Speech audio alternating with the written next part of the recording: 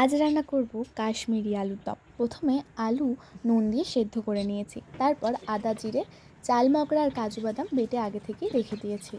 তারপর কড়াইতে তেল দিয়ে নিলাম। তেলটা গরম হয়ে গেলে গোটা জিরে আর শুকনো লঙ্কা ফোড়ন দিয়ে নিলাম। ফোড়ন দেওয়ার পর সেদ্ধ করে রাখা আলুগুলো দিয়ে হালকা আঁচে নাড়াচাড়া করে নেব। দিয়ে একটু ভাজা হওয়ার জন্য আমি রেখে দেবো। এই আলুর দমটা হবে একেবারে নিরামিষ। গরম গরম লুচির সাথে খেতে দুর্দান্ত লাগে। পরিবারের সকলকে একদিন এইভাবে বানিয়ে খাওয়ান, সকলে প্রশংসা করবেই করবে।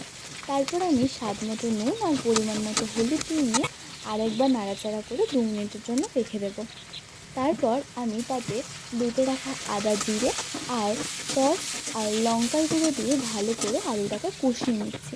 ততক্ষণ কষাবো যতক্ষণ না আলু থেকে তেল ছেড়ে যায়।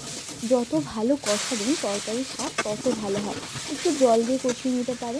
তারপর কাজু বাদাম আর চাল মগরা বাটাটা আমি দিয়ে নিচ্ছি, দিয়ে কষিয়ে নিচ্ছি।